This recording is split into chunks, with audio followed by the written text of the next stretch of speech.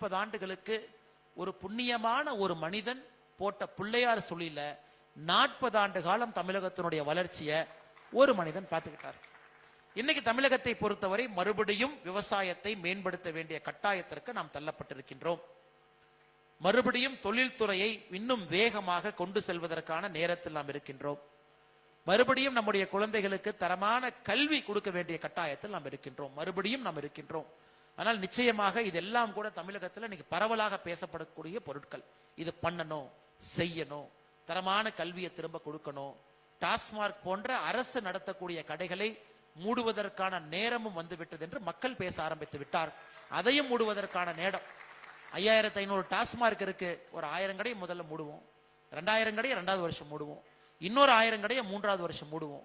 மொத்தமாக மூடவில்லை என்றாலும் கூட 3 ஆண்டுகள்ல 2 பங்கை மூடுவோம் என்கின்ற கருத்துக்கு மக்கள் தள்ளப்பட்டிருக்கின்றார்கள். நிச்சயமாக அரசியல்வாதிகள் எப்பொழுதுமே பாத்தீங்கன்னா எல்லாம் காணாம போனதுக்கு அப்புறம் தான் அரசியல்வாதிகள் உணர்வாங்க. மக்களுடைய பல்ஸ் ரியல் டைம் அரசியல்வாதிகள் தமிழகத்துல புரிந்து கொண்டு ரொம்ப நாள் ஆச்சுங்க. ரியல் டைம் மக்கள் என்ன நினைக்கிறாங்க? அரசியல்வாதிகளை பொறுத்தவரை தமிழகத்துல இன்னைக்கு 2 மொழி போதும் அப்படிங்கிறாங்க. 2 மொழி போதுங்கிறாங்க. ஏன்னா அரசியல்வாதிகள் 3 மொழி 4 மொழி கற்ற அரசியல்வாதிகள் யார் இன்னைக்கு இல்லைங்க ஐயா. ஒரு மொழியே சரியாத பேசாத அரசியல்வாதிகள் தான் இன்னைக்கு இருக்காங்க. இன்னைக்கு தமிழகத்தை பொறுத்தவரை 2, 3, 4 மொழிகள் நமக்கு வேண்டும் என்கின்ற எண்ணத்தை நம்ம முடிவு பண்ணிட்டோம். வேணும், குழந்தைங்களுக்கு வேணும், குழந்தைங்க படிக்கணும். இதே ஆந்திரால சந்திரபாபு நாயுடு அவர் சொல்றார், என்ன 2 லாங்குவேஜ் பாலிசி, ஆந்திரால 5 லாங்குவேஜ் பாலிசிங்கிறாரா. எல்லா மொழியும் கத்துக்க, உலகம் ஃபுல்லா போ. நீங்க எல்லாம் உலகம் ஃபுல்லா போனா தானே இந்த நாடு வளர்ச்சி அடையும், மனிதர்கள் வளர்ச்சி அடைவாங்க. இன்னைக்கு தமிழ்நாட்டில் நாம் கேட்கறது 5 லாங்குவேஜ் வேண்டாங்க, 3 லாங்குவேஜ் முதல்ல கொடுத்தா போதும், அதுக்கப்புறம் 4 லாங்குவேஜ், அதுக்கப்புறம் 5 லாங்குவேஜ். அதிலும் குறிப்பாக இந்த 2020 தமிழ் மொழியில கற்றுக்கணும். ஒரு பாடமாக இன்னொரு மொழி வரணும். ஆங்கிலம் இருக்க வேண்டும், தமிழ் மொழி அடிப்படை கட்டாய பாடமாக இருக்கணும். கனடா பார்டர்ல, கர்நாடகா பார்டர்ல, ஹொசூர்ல எத்தனையோ பேர் கன்னடம் பேசுறாங்க, அங்க கன்னடம் கொண்டு வந்துடலாம். கோயம்புத்தூர் மலையாளம் பேசுறாங்க, அங்க மலையாளம் கொண்டு வந்துடலாம். சென்னையில கிட்டத்தட்ட 20% மக்கள் தெலுங்கு பேசுறாங்க, அங்கே தெலுங்கு கொண்டு வந்து விடலாம். அதனால இதையும் இன்னைக்கு நாம் ஆக்ரோஷமாக பேச ஆரம்பித்திருக்கின்றோம். தமிழகத்துல அடுத்த கட்ட வளர்ச்சிக்கு அதிகமான மொழிகள் நாம் தெரிந்திருக்க வேண்டிய கட்டாயம் நமக்கு இருக்கிறது என்பதையும் நாம் இன்னைக்கு உறுதியா பேச ஆரம்பித்திருக்கின்றோம். இது ஒரு இன்னைக்கு இதெல்லாம் டிஸ்கஷன் பாயிண்ட்ஸுங்க. இதெல்லாம் டிஸ்கஷன் பாயிண்ட்ஸ். நம்முடைய வளர்ச்சி எப்படி இருக்கணும், மக்கள் இதெல்லாம் பேசணும். நாம் எப்படி அடுத்த கட்டத்திற்கு போகணும், இதையெல்லாம் பேசணும். எந்தெந்த மொழிகள் வேண்டும், இதையெல்லாம் நம்ம பேசணும். கல்வித்துறை இன்னும் திறனாக இருக்கிறதா, இதையெல்லாம் நம்ம பேசணும். இன்னைக்கு தமிழகத்தில் பார்த்தீங்கன்னா செங்கல்பட்டு, சென்னை, கோயம்புத்தூர் இந்த 3 மாநிலங்கள் தமிழகத்தினுடைய மொத்த பொருளாதார குறியீடு ஸ்டேட் ஜிடிபியில இந்த 3 மாவட்டங்கள் மட்டுமே தமிழகத்துல அதிகமான உற்பத்தி திறன் கொண்ட மாவட்டமா இருக்கு. இன்னைக்கு நாம அரியலூரை பத்தி யோசிக்கிறோம், நாம திருவாரூரை பத்தி யோசிக்கிறோம். தமிழகத்தினுடைய தென் பகுதி வளர்ச்சி வர வேண்டும் என்று நினைக்கின்றோம். கன்னியாகுமரி, திருநெல்வேலி, தூத்துக்குடி இந்த எல்லா பகுதியும் கூட வளர்ச்சி செல்ல வேண்டும் என்று நினைக்கின்றோம். which means balanced development. எல்லா பக்கம் வளர்ச்சி போகணும். வளர்ச்சி என்பது மாநிலத்தினுடைய தலைநகரை சுத்தி மட்டும் இருக்கக்கூடாது. வளர்ச்சி என்பது கோயம்புத்தூரை சுத்தி மட்டும் இருக்கக்கூடாது. வளர்ச்சி என்பது தமிழகத்தினுடைய எல்லா பகுதிகளுக்கும் போக வேண்டும் என்பதும் நாம் இன்னைக்கு பேச ஆரம்பிச்சிருக்கிறோம். அதை மாதிரி நம்ம யோசிக்கலாமா? நமக்கு பொருள் வரும் பொழுது, யாராவது முதலீட்டாளர் வரும் பொழுது, முதல்ல நீங்க சவுத்துக்கு போங்க, முதல்ல தூத்துக்குடிக்கு போங்க, தென்காசிக்கு போங்க, அங்க போங்க, இளைஞர்களுக்கு வேலை வாய்ப்பு உருவாக்குங்க. எதற்காக? சதர்ன் பார்ட் ஆஃப் தமிழ்நாட்டில் இருக்கக்கூடிய இளைஞர்கள் எதற்காக உலகம் முழுவதும் வேலைக்கு போகணும்? சிங்கப்பூர்ல இருக்கிறாங்க, லண்டன்ல இருக்கிறாங்க, உலகம் முழுவதுமே. மதுரைக்கு கீழே தென்காசி, கன்னியாகுமரி வரைக்கும் பாத்தீங்கன்னா லட்சக்கணக்கான இளைஞர்கள் உலகம் முழுவதும் வேலை பார்க்கிறாங்க. இன்னைக்கு அந்த இளைஞர்களுக்கு அந்த பகுதியில வேலை வாய்ப்பை உருவாக்க வேண்டிய கட்டாயம் நாம் இருக்கிறோம்.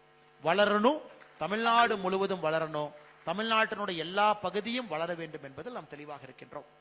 அதையெல்லாம் தாண்டி ஒரு தேசிய சிந்தனை எல்லா இடத்துலையும் வரணும். அது பாட புத்தகத்திலிருந்து ஆரம்பிக்கணும். ஒரு அடிப்படை பாட புத்தகத்துல ஒரு குழந்தை அதை திறந்து படிக்கும் பொழுது அந்த தேசிய சிந்தனை அந்த பாட புத்தகத்திலே விதைக்கப்பட்டிருக்க வேண்டும். அந்த குழந்தை படிக்கணும், எல்லாத்தையும் படிக்கணும். அந்த குழந்தை இன்னுமே யாரோ வந்தாரு, தென்னமரத்தை வெட்டினாரு, கல்லுக்கடையை நிறுத்தினாரு அப்படிங்கறத மட்டும் ஒரு குழந்தை எத்தனை வருஷம் படிக்கணும்? அது முக்கியம்தான், அதையும் ஒரு பக்கம் வைங்க. ஆனா ஒரே கதையை எத்தனை வருஷம் 3 பக்கத்துக்கு எழுதுவீங்க? எல்லா விஷயத்தையும் எழுதுவோம். இந்தியாவில் சுதந்திரத்திற்காக போராடி எல்லா தலைவர்களையும் கொண்டு வாங்க. தமிழகத்துல எல்லா பகுதியிலும் சுதந்திரத்துக்காக போராடி அவங்களை கொண்டு வாங்க. அந்த குழந்தை ஒரு பாட புத்தகத்துல ஒரு அடிப்படை மாற்றம் கொண்டு வரும் பொழுது மட்டும்தான் அந்த குழந்தைக்கு அங்கிருந்து தேசபக்தி உருவாகிறது. பள்ளிக்கூடத்துல தேசபக்தி சம்பந்தப்பட்ட விஷயங்களை எல்லாம் சொல்லி கொடுத்து ஒரு நாடகம், இன்னைக்கு நீங்க பாருங்க ஐயா, மிகப்பெரிய மனிதர்களை எங்கிருந்து தேசபக்தி கிடைச்சது? மகாகவி சுப்பிரமணிய பாரதி அவருடைய வாழ்க்கையை மட்டும் எடுத்துக்க. தேசபக்தி எங்கிருந்து வந்துச்சு? பள்ளிக்கூடத்துல இருந்து ஆரம்பிச்சது. பள்ளிக்கூடத்துல ஒரு ஆசிரியர் அங்கே தேசபக்தி உணர்வை ஊட்டி 5 வயசுல தந்தை இழக்கின்றாங்க, 15 வயசுல அம்மா விளக்குறாங்க, அதன் பிறகு காசிக்கு போறாங்க. எங்கேயோ ஒரு இடத்துல அந்த தீயை கொழுந்து விட்ட ஒரு தீயை கொடுத்த பிறகு அது கொழுந்து விட்டு எரியுது. சோ பள்ளிக்கூடத்துல இன்னைக்கு அடிப்படையான விஷயங்களை பேச வேண்டிய கட்டாயம் தமிழ் சமுதாயத்திற்கு இருக்கு. அதையும் நம்ம செய்யணும். இதற்கெல்லாம் தீர்வு உங்களுக்கு தெரியும். மக்கள் சிந்திக்க ஆரம்பித்தாவே தீர்வு என்று நான் நினைக்கின்றேன். மக்கள் சிந்திக்க ஆரம்பிச்சிட்டாங்கன்னா, இதை பத்தி பேச ஆரம்பிச்சிட்டாங்கன்னா, உள்ளே வரும்பொழுது நீங்க போட்டீங்க. இன்னைக்கு தமிழ்நாட்டை பொறுத்தவரை இன்னைக்கு நாம சோசியல் மீடியால என்ன சண்டை போட்டுக்கிறோம்? என்னுடைய நடிகன் நடிச்ச படத்துக்கு அதிக வசூலா, இல்ல உன்னுடைய நடிகன் நடிச்ச படத்துக்கு அதிக வசூலா? இதான் இன்னைக்கு அடிப்படை சண்டையாக இருக்கு. எல்லா நடிகர்களும் முக்கியம் தான், எல்லாரும் சூப்பர் ஸ்டார் தான், எல்லாரும் நம்ம மகிழ்விக்கின்றார்கள், அது வேறுங்க ஐயா.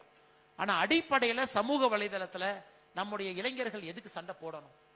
வளர்ச்சி பாதை எப்படி, தமிழகம் எப்படி இருக்கணும், அடுத்து நாம் எப்படி இருக்கணும், தொழில்துறை எப்படி இருக்கணும், அதற்குத்தான் சண்டை இருக்கணுமோ தவிர, எந்த சமூக வலைதளத்தை ஓபன் பண்ணாலும் ஏன் நடிகர் நடிச்ச முதல் நாள் இவ்வளவு வசூல், உனக்கு பிடிச்ச நடிகர் முதல் நாள் இவ்வளவு வசூல், அப்ப ஏன் நடிகர் பெருசா உன் நடிகன் பெருசா? இதையெல்லாம் நான் மாற்ற வேண்டிய கட்டாயம் நமக்கு இருக்கு. ஆமாம், சந்தோஷம்தான். 150 கோடி ரூபாய் இன்னைக்கு தமிழ்நாட்டில் ஒரு படம் ஒரு நாள்ல வசூல் பண்றது சந்தோஷம் தான். அந்த அளவுக்கு பொட்டன்ஷியல் இருக்கு, அந்த அளவுக்கு உலகம் முழுவதும் மக்கள் பார்க்கிறாங்க. படங்கள் 1000 கோடி ரூபாய் வசூல் பண்றது சந்தோஷம் தான். ஆனா வாழ்க்கை என்பது படத்தை தாண்டித்தான் ஆரம்பிக்கிறது என்பதை நம்ம இளைஞர்கள் உணரும் பொழுது மட்டும்தான் உண்மையான வளர்ச்சி கீழே வர ஆரம்பிக்கும். அதையும் பக்குவமா சொல்லணும். அதை நீங்க பக்குவமா சொன்னீங்கன்னா இளைஞர்களுக்கு கோவம் வந்துடும். எப்படின்னா நீங்க அப்படி சொல்லலாம்? படத்தை பத்தி சொன்னீங்க, தலைவனை பத்தி சொன்னீங்க, அதனால இளைஞர்கள்ட்ட பக்குவமாக பேசணும். டக்குன்னு கோவம் வந்துருது, டக்குன்னு அவங்க தவறா நினைச்சுக்கிறாங்க, நம்ம வேற ஏதோ சொல்ல போய் வேற ஏதோ புரிஞ்சுக்கிறாங்க. அதையும் நம்ம சரியா கம்யூனிகேட் பண்ணணும். அந்த இளைஞர்களுக்கு ஆக்கப்பூர்வமான இடத்தை நோக்கி நகர்த்தி செல்ல வேண்டும். எத்தனையோ இடத்துல சண்டை போட்டுக்கிறாங்க, ஸ்கூல்ல ஜாதிகள் வந்து விட்டது, கையில பாத்தீங்கன்னா கயிறு கட்டுறாங்க, கயிறை வைத்து எந்த ஜாதின்னு சொல்லாங்கிறாங்க, ஸ்கூலுக்குள்ள அருவாள் கலாச்சாரம் வந்துருச்சு. இது எல்லாம் தமிழ் சமுதாயத்தினுடைய பிரச்சனைகள்ல ஒரு முக்கிய பிரச்சனையாக நாம் பார்க்கின்றோம். அதை எல்லாம் சரி பண்ண வேண்டிய கடமை நமக்கு இருக்கு. ஒரு பக்கம் வாய்ப்பு, ஒரு பக்கம் நமக்கு இருக்கக்கூடிய அற்புதமான கண் முன்னால் இருக்கக்கூடிய பாதை ஒரு பக்கம், இன்னொரு பக்கம் இத்தனை இளைஞர்களை நல்வழிப்படுத்தி சரியான பாதையில் எடுத்து செல்ல வேண்டிய கடமை. இந்த 2 பொறுப்புகளையும் சில மனிதர்கள் அற்புதமா செஞ்சாங்க. அதுல கர்மவீரர் காமராஜர் ஐயாவுடைய பெயரை திரும்ப திரும்ப நான் சொல்வதற்கான காரணம், அந்த 2ஐயும் அற்புதமான செஞ்ச ஒரு அற்புதமான தலைவர் தமிழகத்திற்கு. மறுபடியும் இன்னைக்கு எல்லாருமே சொல்றாங்க கர்மவீரர் காமராஜர் ஐயாவுடைய ஆட்சி வேணுங்கிறாங்க. ஆனா கர்மவீரர் காமராஜர் ஐயா மாதிரி வாழ்ந்தீங்களான்னு கேட்டீங்கன்னா யாரும் இல்லை. கர்மவீரர் காமராஜர் ஐயாவை போல் வாழ்ந்தால் மட்டும்தான் கர்மவீரர் காமராஜர் ஐயாவுடைய ஆட்சி வரும். நாம வேற மாதிரி வாழ்ந்துட்டு வாய்ப்பேச்சில் மைக்கில் மட்டும் கர்மவீரர் காமராஜர் ஐயாவுடைய ஆட்சி வேண்டும் என்று சொன்னா அது வராதுங்க. அதனால் நிச்சயமாக இன்னைக்கு இருக்கக்கூடிய அரசியல்வாதிகள், எல்லா தலைமுறை, எல்லா கட்சியை சார்ந்த அரசியல்வாதிகளும் கூட இதை பற்றி யோசிப்பார்கள், நினைப்பார்கள். இதை ஒரு சிந்தனையாக மனதில் வைத்து ஒரு நல்ல ஒரு சமுதாயத்தை உருவாக்குவதற்கு பாடுபடுவார்கள் என்கின்ற நம்பிக்கை எனக்கு இருக்குது. இன்னைக்கு ஐக்கிய அரபு எமிரேட்ஸ்ல எல்லோரும் எவ்வளவு ஒரு எந்தூசியாஸ்டிக்கா, ஒரு எனர்ஜெட்டிக்கோட மாற்றம் வர வேண்டும் என்கின்ற ஒற்றை சிந்தனையில் இருக்கு. பெரிய பெரிய ஜாம்பவான்கள்லாம் இங்க இருக்கிறாங்க, நிறைய சிந்தனைகள் அவங்களுக்கு இருக்கு. இன்னைக்கு உங்களுடைய சிந்தனை எல்லாம் தயவு செய்து நம்முடைய நாட்டினுடைய வளர்ச்சிக்கு நீங்க கொடுக்கணும். நேற்று நம்முடைய பர்வா குரூப் அவங்ககிட்ட பேசும் பொழுது பினான்சியல் மார்க்கெட்ல இந்த மாற்றத்தை எல்லாம் கொண்டு வர வேண்டும் என்ற ஒரு பெரிய சிந்தனையை சொன்னாங்க.